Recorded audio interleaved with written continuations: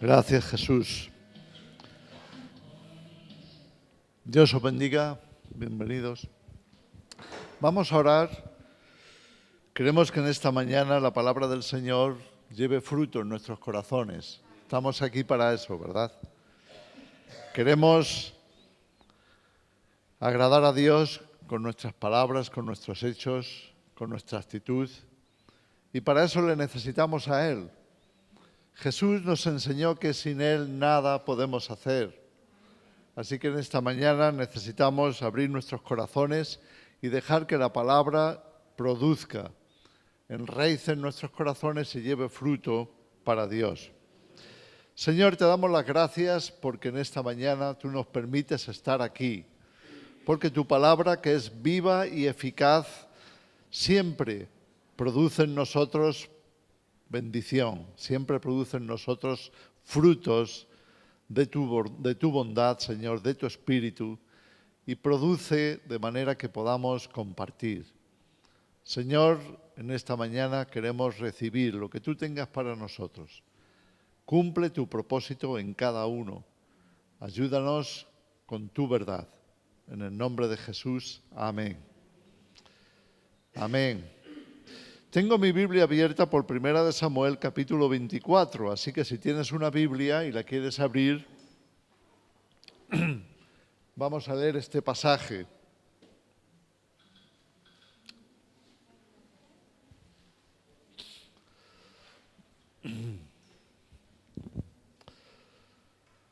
Como sabemos, los libros de Samuel, que son dos, 1 y 2 de Samuel, en el Antiguo Testamento, están dedicados principalmente al rey David. El rey David es un personaje capital, podríamos decir, tremendamente importante en la Biblia. Dejadme explicaros por qué. Dios, a lo largo de la historia, y lo leemos así en el Antiguo Testamento, vamos a encontrar que Dios ha puesto muchos personajes que tienen alguna característica de su Hijo.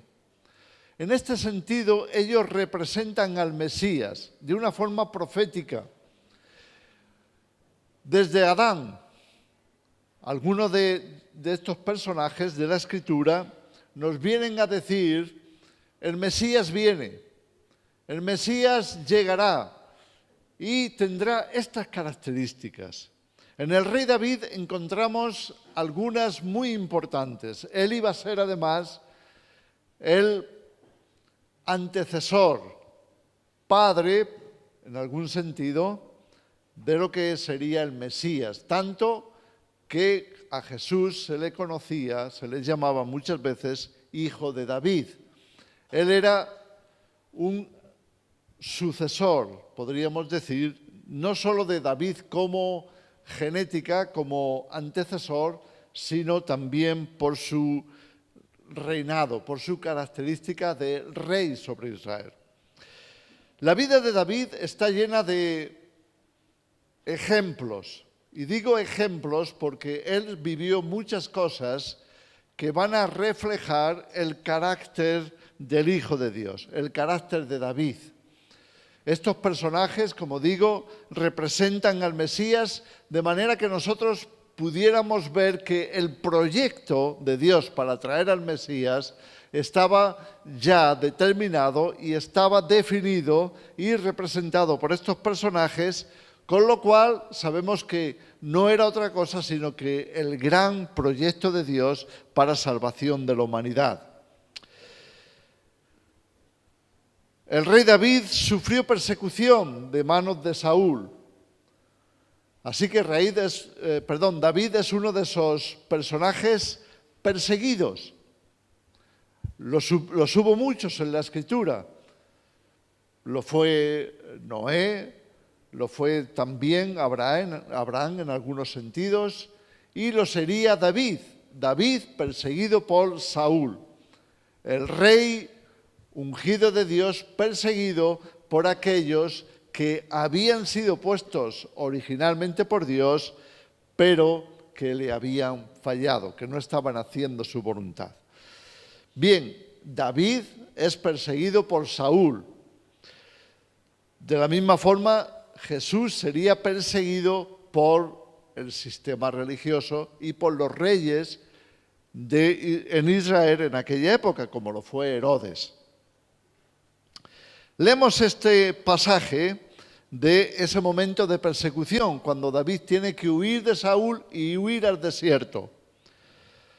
Dice, cuando Saúl volvió de perseguir a los filisteos, le dieron aviso diciendo, he aquí David está en el desierto de Engadi, y tomando Saúl 3000 hombres escogidos de todo Israel, fue en busca de David y de sus hombres por las cumbres de los peñascos de las cabras monteses. Y cuando llegó a un redil de ovejas en el camino, donde había una cueva, entró Saúl en ella para cubrir sus pies. Y David y sus hombres estaban sentados en los rincones de la cueva. Entonces los hombres de David le dijeron, he aquí el día en que te dijo el Señor, he aquí que entrego a tu enemigo en tu mano, y harás con él como te pareciere. Fijaros que los hombres de David están viendo que en ese momento, cuando Saúl entra en la cueva sin darse cuenta de lo que hay adentro, porque la cueva es profunda y en esa profundidad ya habían entrado David y sus hombres y estaban allí escondidos sabiendo que Saúl les perseguía. Saúl entra en esa misma cueva, pero no sabe que están allí. Y lo que hace, como hemos leído aquí, que entró para cubrir sus pies. Es una frase que se usaba en la antigüedad para indicar que iban a descansar, que iban a echarse para dormir, ya fuera durante la noche o en la siesta. Normalmente se utilizaba para explicar o hablar del descanso diurno, del descanso que hoy conocemos como echarse una siesta. Así que entraron allí para descansar, sin darse cuenta de que David, a los que perseguían, estaban allí mismo. Así que se echó el rey Saúl con su guardia dentro de la cueva para descansar. Los hombres de David, al ver esto, se acuerdan de una palabra que Dios le había dado a David. ¿Cuál era esa palabra? He aquí que entrego a tu enemigo en tu mano y harás con él como te pareciere.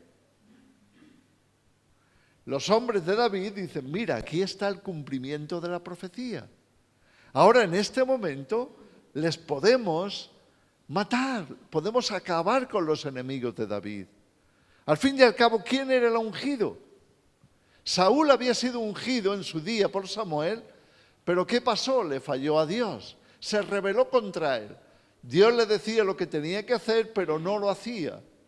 De manera que el reino ya no representaba a Dios. Es importante que entendamos esto. El reino de Dios es representante de Dios. Los reyes que no representan a Dios son un reproche del reino, para el reino de Dios. Porque si un rey gobernando no representa a Dios, gobernando en el reino de Dios, no le representa a él, se convierte en una piedra de tropiezo para los que esperan en el reino. Es muy importante que entendamos esto. Porque la iglesia también está puesta para reinar, está puesta para gobernar, aprender a ser reina, aprender a gobernar en los asuntos de este mundo, pero representando a Dios, representando al reino de Dios. Si dejamos de obedecer a Dios y andamos en nuestra propia voluntad, haciendo lo que nos apetece, cumpliendo los deseos de nuestro corazón en vez de los deseos de Dios, nos convertimos en piedra de tropiezo. Los que esperan el reino, que esperan que nosotros les introduzcamos en el reino y que puedan ver cómo funciona, cómo es Dios, cuáles son sus leyes, cómo se solucionan las dificultades, cómo se establece la voluntad de Dios en la tierra. Todas estas cosas que el corazón del ser humano anhela, porque quiere ver justicia, quiere ver paz, quiere ver la voluntad de Dios aquí. Acordaos que Jesús enseñó esto a los discípulos cuando le preguntaron, enséñanos a orar. Y en esa oración del Padre Nuestro está incluida esta petición de los labios de Jesús para nosotros, su iglesia. Hágase tu voluntad, aquí en la tierra como se hace en el cielo. Y esta frase corta, esta petición sencilla, representa la esencia del reino de Dios en la tierra. Representa la iglesia. Es la iglesia como parte del reino de Dios la que tiene que asumir esa responsabilidad. Lo que nos da sentido a seguir a Cristo, lo que nos da sentido a estar aquí en este mundo, como creyentes, como iglesia, es vivir de tal manera que representemos al reino de Dios. Que cualquiera que nos conozca, que entra en nuestro compañerismo, que tiene contacto con nosotros, con nuestra vida, con nuestra familia, con nuestra congregación, con la iglesia, tenga un contacto con el reino de Dios. Pueda ver representado en nosotros la justicia, la paz, el amor, la misericordia, la verdad. Todo lo que es el reino. Saúl fue desechado por eso. Saúl fue desechado porque él ya dejó de representar a Dios, dejó de representar el reino de Dios, haciendo su propia voluntad en vez de la de Dios. La promesa para David es: entrego a tus enemigos en tu mano y harás con él como te pareciere. Ahora, ¿cómo lo interpretan los seguidores de David? ¿Cómo lo interpreta ese pequeño ejército que David había formado y que le acompañaba en el desierto? Ahora es el día en que esto se puede cumplir y lo que tienes que hacer es matar a Saúl para que deje de perseguirte y para que deje de incordiarnos y para que se establezca lo que Dios quiere hacer en Israel.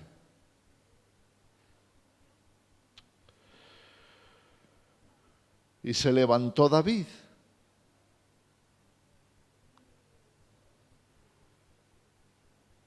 Y calladamente cortó la orilla del manto de Saúl. Fijaros que se levantó David y los hombres suyos estaban esperando que por fin se acabaría la pesadilla. Porque todos ellos estaban siendo perseguidos por el mismo Saúl.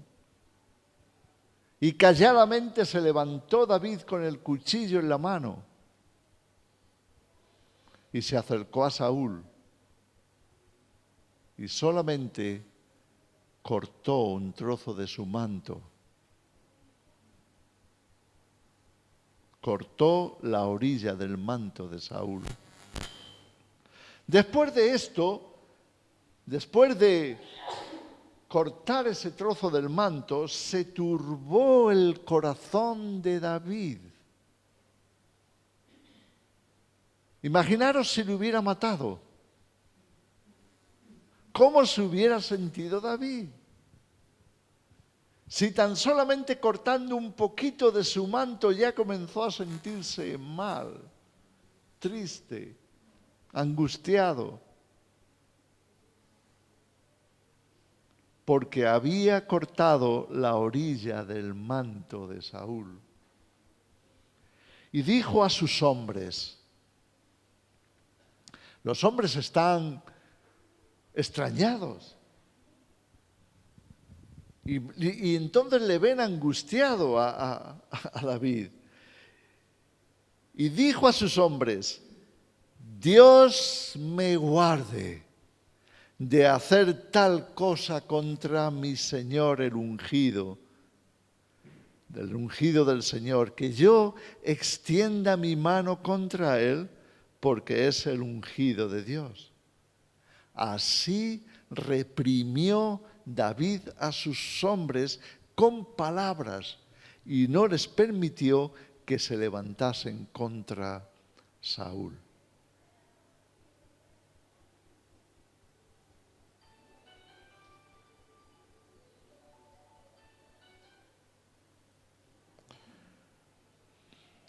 Y Saúl, saliendo de la cueva, después de haber descansado, siguió su camino.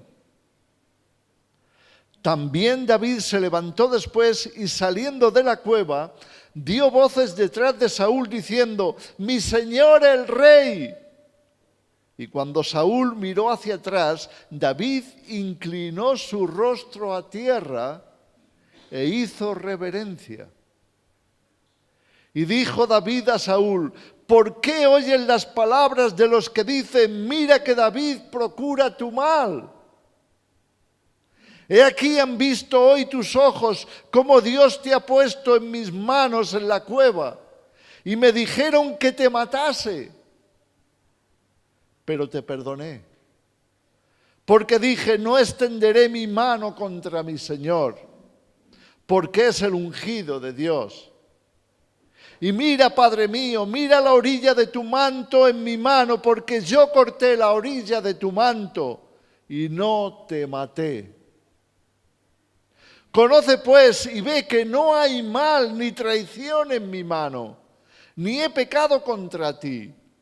Sin embargo, tú andas a caza de mi vida para quitármela. Juzgue Dios entre tú y yo y véngueme de ti el Señor, pero mi mano no será contra ti».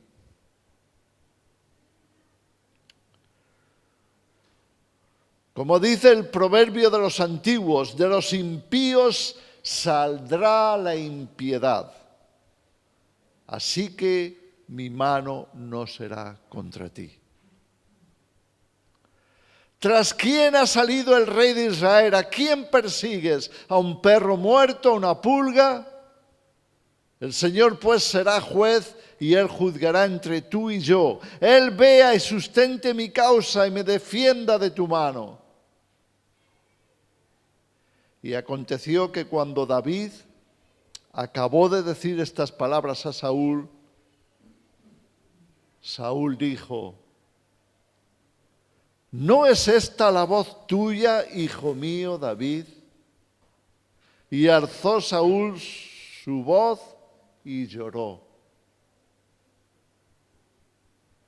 Y dijo a David: más justo eres tú que yo, que me has pagado con bien, habiéndote yo pagado con mal. Tú has mostrado hoy que has hecho conmigo bien, pues no me has dado muerte habiéndome entregado el Señor en tu mano. Porque ¿quién hallará a su enemigo y lo dejará ir sano y salvo? El Señor te pague con bien por lo que has hecho en este día conmigo.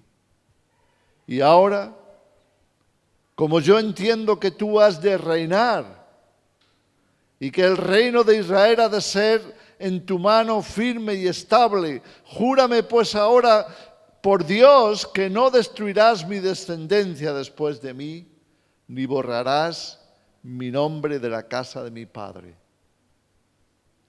Entonces David juró a Saúl. Y se fue Saúl a su casa, y David y sus hombres subieron al lugar fuerte.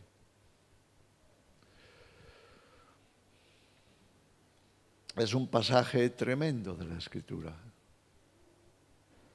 Porque lo que el Señor quería revelar aquí a través de David es el carácter del reino, es el carácter de Cristo. Es que él, estando rodeado por sus enemigos, estando acosado, siendo ofendido, siendo maltratado y finalmente crucificado, no se levantaría contra ellos. No permitiría que en el corazón, en su alma, se estableciera ese sentimiento de rencor. No hay jaula peor que la del rencor. No hay prisión más fuerte que el mantener en el corazón el rencor, no importa lo que te hayan hecho. No hay prisión más terrible que la de estar dándole vueltas cada día a lo que tus enemigos dicen de ti, a lo que tus enemigos hacen contra ti.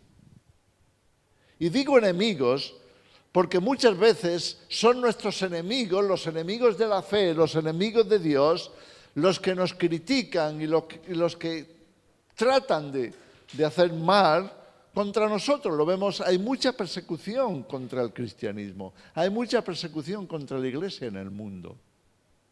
Y hay muchos cristianos en muchos países teniendo que estar callados o presos o en campos de concentración, en trabajos forzados, como ocurre en Corea del Norte. Y hay muchos que son matados y hay muchas familias que son terriblemente dañadas por esa persecución. Pero Jesús nunca permitió que el rencor anidara en su corazón, no importa lo que le hicieran. Incluso llevándole a la cruz, crucificándole literalmente, clavando sus manos y sus pies en el madero, jamás salió de su boca una maldición contra ellos. Antes bien, se deshizo de ese rencor que amenazaba con adherirse a sus emociones y a sus sentimientos. Y lo que salió de su boca fue: Padre, perdónalos, porque no saben lo que hacen. Qué fácil que es en este mundo hacerse daño y hacer daños a otros. Qué sencillo nos resulta herir. Tenemos boca y tenemos un pequeño miembro, dice Santiago, en nuestra boca, que es de los miembros más pequeños del cuerpo, pero que tiene un tremendo poder, el poder de dañar, el poder de lastimar, de herir. Y todos herimos en algún que otro momento con nuestra boca, con nuestra lengua. Y todos dañamos a nuestro prójimo, a veces sin querer, a veces queriendo. A veces porque no pensamos lo que decimos, otras veces porque sí queremos dañar. Porque nos sentimos que lo justo es que lo mismo que me han hecho a mí, yo lo haga a ellos. Porque tenemos esta impresión de que tenemos que establecer justicia, tenemos que hacer lo que nos hacen a nosotros para despertarles y que se den cuenta del daño que nos están haciendo. Pero ninguna de esas cosas representa el reino de Dios y ninguna de esas cosas representan el carácter de Cristo.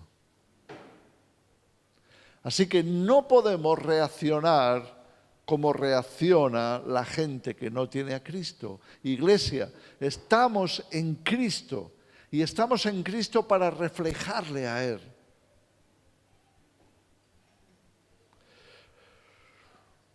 Un enemigo como Saúl, dispuesto a matar a David, puede ser convencido de pecado, no por nuestra actitud justiciera, sino por nuestro sentido de justicia celestial.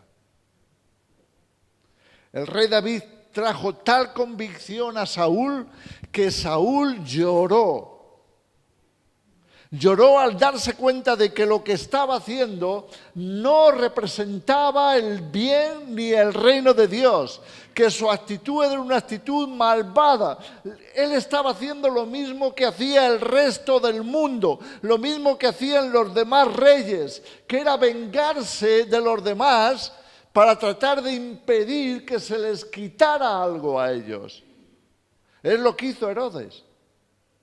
Cuando los magos vinieron de Oriente para decirle: ¿dónde está el rey de Israel? Que hemos visto su estrella, queremos adorarle porque sabemos que ha nacido.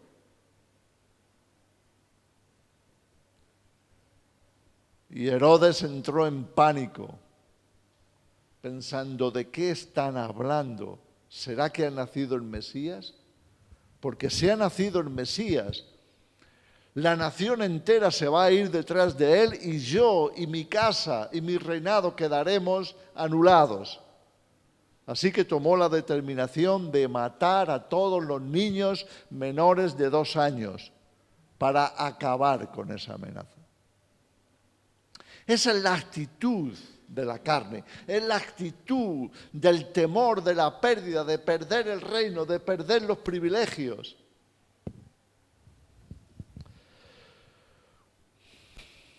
Dios nos ha llamado como David hizo con los suyos. ¿Sabes que cuando empezó la persecución contra David, David huyó al desierto solo con algunos que estaban con él, muy poquitos, porque había una orden de Saúl de que cualquiera que ayudara a David moriría. Así que él se fue huyendo de Saúl solo prácticamente al desierto. Y se metió en una cueva. No tenía casa, lo había perdido todo. Así que fue a refugiarse en la cueva de Adulam. Y nos dice la Escritura, unos capítulos antes, en el capítulo 22 de 1 de Samuel, que cuando la gente comenzó a escuchar que David se había ido al desierto, a la cueva de Adulam, muchos se levantaron y se fueron para estar con él. Y la Escritura nos dice que los que se fueron para estar con él eran las personas que estaban peor en Israel, los deudores, los que tenían muchas deudas que no podían pagar, se fueron con David. Los que estaban deprimidos, los que se habían quedado huérfanos, los que estaban sin salida, los que se sentían abandonados, enlutados, estos se fueron con David. Y David se encontró con 400 hombres que llegaron a aquella cueva esperando recibir de David lo que en el reino de Saúl no había. Escucha esto bien. Porque muchas veces presumimos de ser cristianos o presumimos de ser la iglesia. No somos una iglesia más grande que lo que nosotros vivimos como cristianos. No podemos pretender que si nosotros en nuestra vida particular, en nuestra casa, no establecemos los principios del reino de Dios, otros nos solucionen la papeleta, otros lo hagan por nosotros. No. Ser cristiano, ser discípulo de Jesús, ser miembro de la iglesia, ser parte del reino, conlleva una gran responsabilidad. Es tu responsabilidad y la mía vivir en los principios divinos. Es tener la palabra de Dios a mano diariamente para saber qué hacer, para saber qué decisiones tomar y para ser dirigidos por la voluntad de Dios. De nada nos sirve estar en una congregación, no importa si es una inmensa congregación de miles, decenas de miles de personas, si luego cuando uno va a su casa, ya no se viven los principios divinos. Si la persona que te conoce a ti, que sabes que eres cristiano, y que sabes que te congregas con otros cristianos, cuando te ven en tu vida particular, cuando van a tu casa, no descubren el reino de Dios allí. No lo ven reflejado en tu vida. Hay muchas personas que están buscando el reino de Dios. Hay personas que están en una crisis profunda en sus vidas. Hay personas que se sienten huérfanos. Hay personas que se sienten que no reciben ayuda. Hay personas que se sienten que necesitarían que el cielo se abriera para ellos. Hay personas que están deseando tener un encuentro con algo real, auténtico, el bien, la bondad, la misericordia, la paz.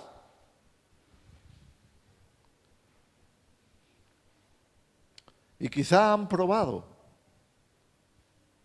quizá han estado en una iglesia, sea católica o sea evangélica, o de cualquier otra denominación, y no la han encontrado. Y no la han encontrado. ¿Por qué? Porque su hambre, su sed de paz verdadera, de justicia, de amor, de misericordia, no fue saciado. Y salieron de allí hambrientos y sedientos. ¿Por qué piensas que aquellos 400 hombres, aquellos 400 personajes que representaban la necesidad profunda, anímica que había en Israel por el reino de Dios, por qué piensas que salieron para ir detrás de David, aunque sea a una cueva? Preferían vivir en una cueva con alguien en quien tenían confianza de que Dios estaba con él y que representaba los principios y valores del reino de Dios, que en un reino gobernado por alguien que era rebelde a la palabra de Dios.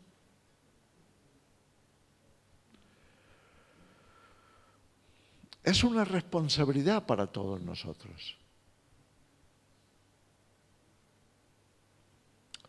Y lo que hizo David fue tomar a aquellos 400 hombres, instruirlos, formarlos para establecer un ejército que representara al reino de Dios. ¿Os podéis imaginar que en aquella cueva donde entró Saúl detrás de David, cuando sus hombres le estaban diciendo, acuérdate que Dios prometió entregar a tus enemigos en tus manos, ahora tienes el permiso de Dios para acabar con Saúl, y David le hubiera matado, ¿qué le hubiera enseñado David a aquellos hombres? ¿Qué diferencia habría entre David y los otros reyes como Saúl si él hubiera hecho lo mismo? ¿Qué estilo de ejército, qué carácter de soldado de Cristo hubiera sido ese si el ejemplo de David hubiera sido el hacer lo que le decían sus soldados en vez de lo que le decía el Señor?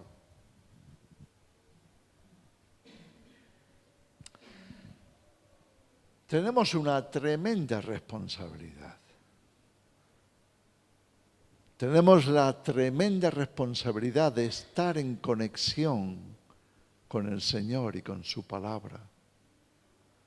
Porque todos nosotros vamos a ser probados en circunstancias difíciles y todos nosotros vamos a tener que tomar decisiones que otros observarán. Otros estarán mirando a ver qué hacemos. ¿Cuál es nuestra decisión? Es terrible cuando nuestro ejemplo es un ejemplo de fracaso, es un ejemplo de rebelión, es un ejemplo de carnalidad, en vez de ser un ejemplo del carácter de Cristo. Porque en vez de ayudar a otros a tener un encuentro con el reino, estamos siendo de tropiezo para ellos. Es por eso que entramos en el reino de Dios para ser instruidos, formados, transformados. No podemos simplemente conformarnos con una actitud religiosa de asistencia a un culto. Tenemos que estar con el corazón dispuesto para que nuestra vida siga siendo transformada día a día por su palabra, por su espíritu, por su carácter. Tenemos que estar con nuestros ojos puestos en Jesús, porque es Él el que nos va a instruir con su ejemplo. Y nos llama para que nosotros también podamos multiplicar esa misma dinámica. Que podamos ser ejemplos para otros. Que la gente pueda tener un encuentro con Jesús a través de lo que vean en nosotros, a través de lo que oigan en nosotros.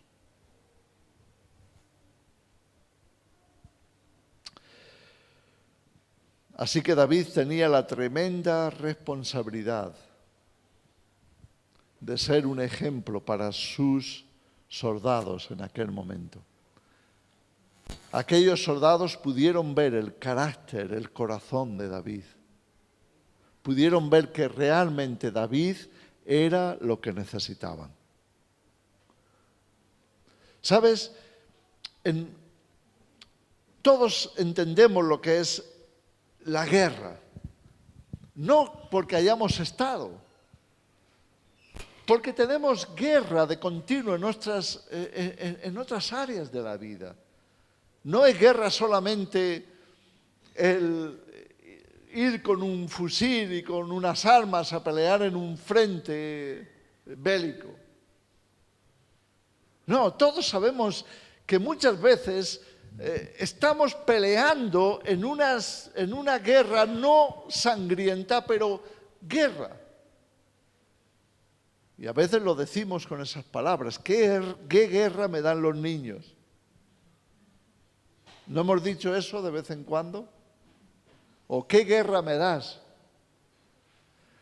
Estamos expresando que hay muchos momentos en la vida en los que hay conflicto, fricción.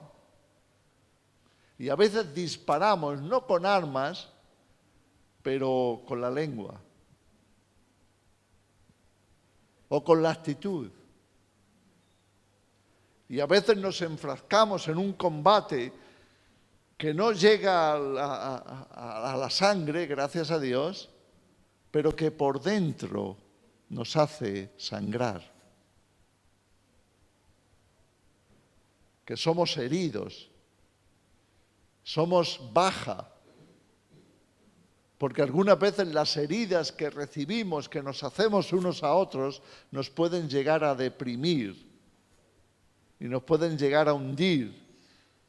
Y podemos llegar a sentirnos desesperados, que estamos perdiendo la vida, que nada tiene sentido, que no sabemos ni por qué estamos ahí. Hay una guerra continua. Tenemos que aprender los principios bíblicos para saber qué vamos a hacer frente a lo que consideramos nuestros enemigos, frente a los que nos atacan. ¿Qué vamos a responder? ¿Qué vamos a hacer con ello? Porque muchas veces, seamos sinceros, incluso Jesús llegó a decirlo, los enemigos del hombre serán los de su casa. ¿Te acuerdas? Los enemigos del hombre serán los de su casa. Muchas veces la guerra está dentro de la casa. Y muchas veces las heridas se hacen dentro de la casa, ni siquiera afuera. Dentro.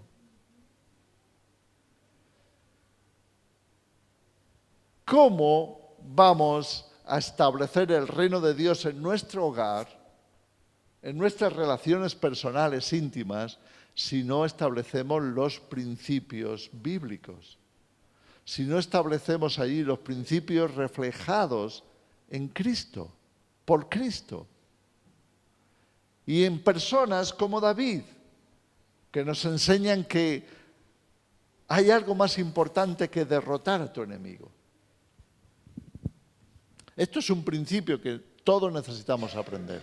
Hay algo mucho más importante que vencer en tu lucha con aquel que te discute o que te maltrata.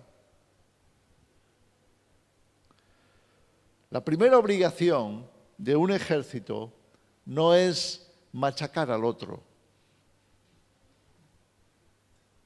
La primera responsabilidad de todo ejército es tratar de conquistar al enemigo para que se venga a su causa. ¿Me explico?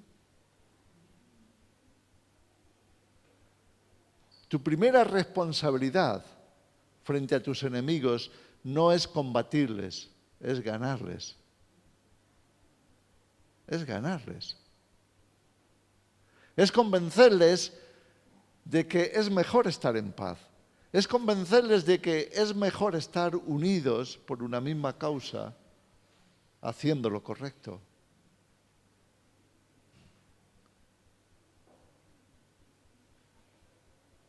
Pero para eso, uno tiene que tener una moral más elevada que la de tus enemigos. Así que la primera característica de todo buen soldado es tener una moral más elevada que la de tus enemigos.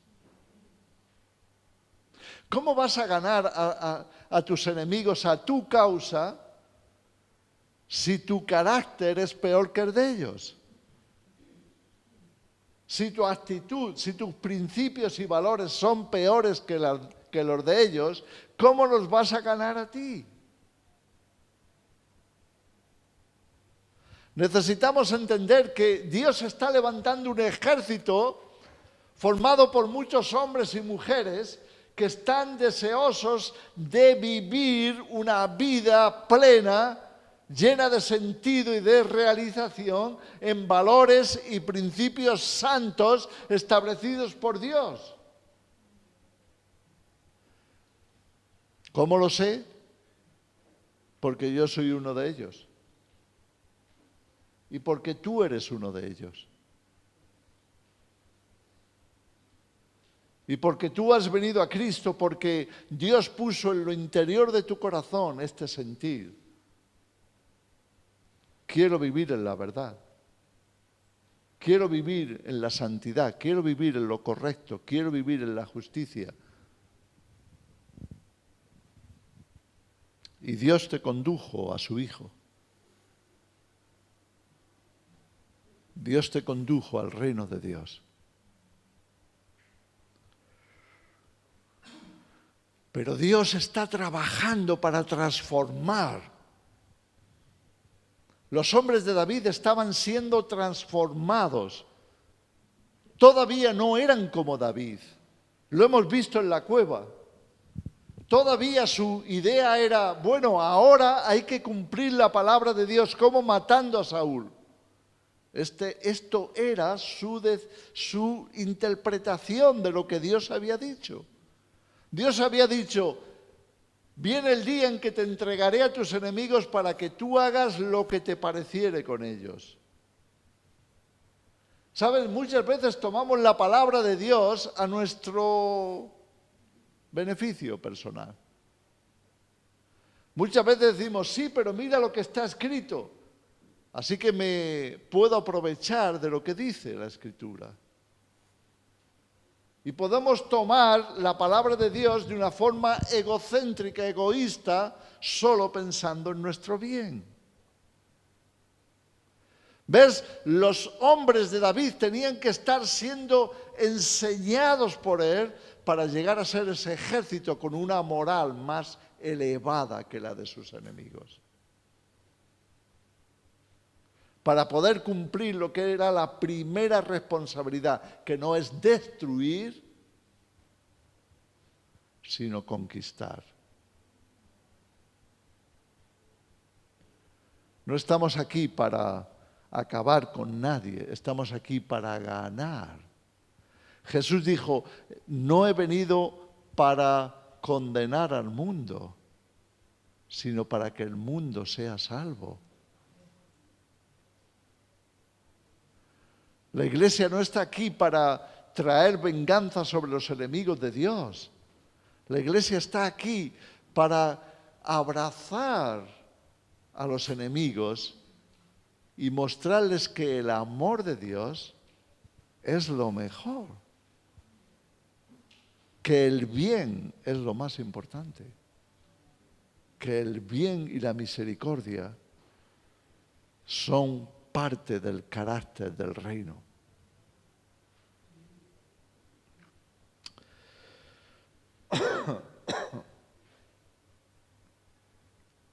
En Romanos capítulo 12,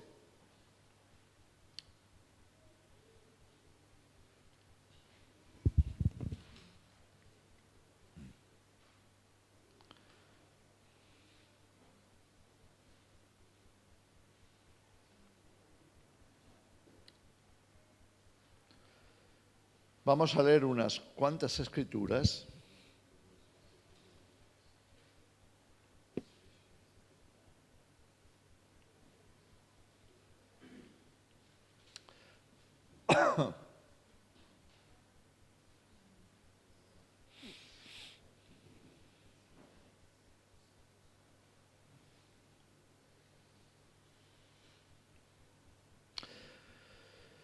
Dice a partir del versículo 14, bendecid a los que os persiguen,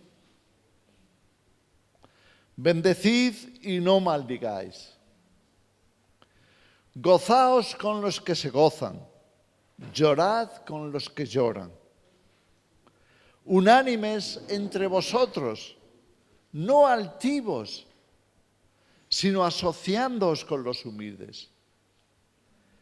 No seáis sabios en vuestra propia opinión. No paguéis a nadie mal por mal.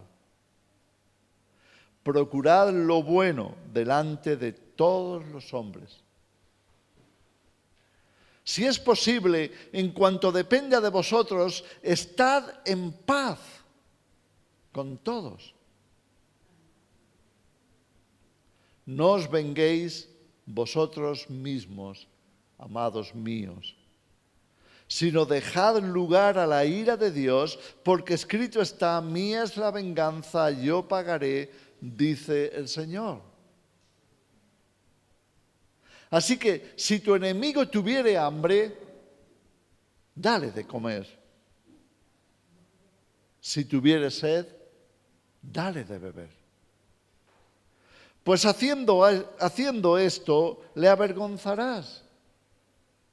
La Biblia dice una frase que no se utiliza entre nosotros, que es ascuas de fuego amontonarás sobre su cabeza. Eso no tiene mucho sentido en nuestro refranero porque no lo usamos. Pero en la antigüedad era una forma de expresar que tú avergüenzas a alguien. Porque cuando avergüenzas a alguien, la persona se enrojece, se le pone la cara roja, ¿verdad? No seas vencido de lo malo, sino vence con el bien el mal. Amén. Hermanos, quedémonos con esto en nuestro corazón. Dios nos ha llamado a formar parte de su reino. Dios nos ha llamado como soldados a formar parte de su ejército. Pero no te confundas. El carácter del ejército de Dios es el mismo carácter de Cristo. No es un ejército destructivo. Es un ejército constructivo. No es un ejército de venganza. Es un ejército de perdón. Es un ejército que entiende que la misericordia es antes del juicio. La misericordia. Es un ejército formado por gente como tú y como yo, pero que hemos aprendido que hay un carácter más elevado y que tenemos la responsabilidad de adoptarlo, tenerlo impreso en nosotros, en nuestra mente y en nuestro corazón.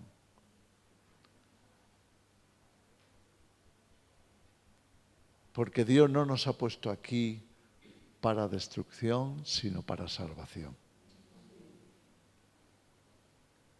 Dios no nos ha puesto aquí para derrotar y destruir a nuestros enemigos, sino para conquistarlos y convencerlos de que la nuestra, la causa del reino de Dios, es más noble, más santa, más justa, es mejor que lo que el mundo jamás te pueda ofrecer.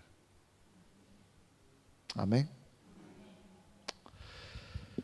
Padre, te damos las gracias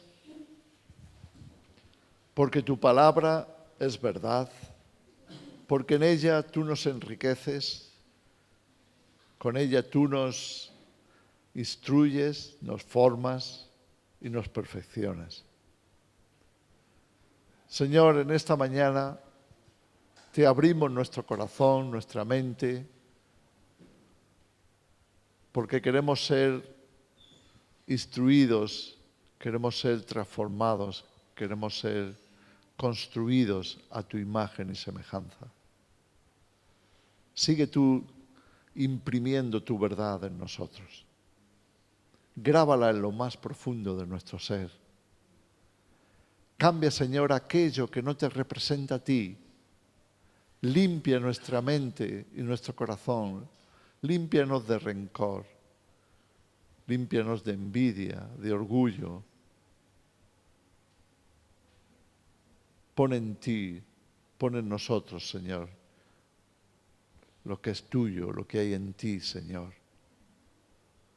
Pon en cada uno de nosotros lo que tú eres, Señor, lo que tú representas.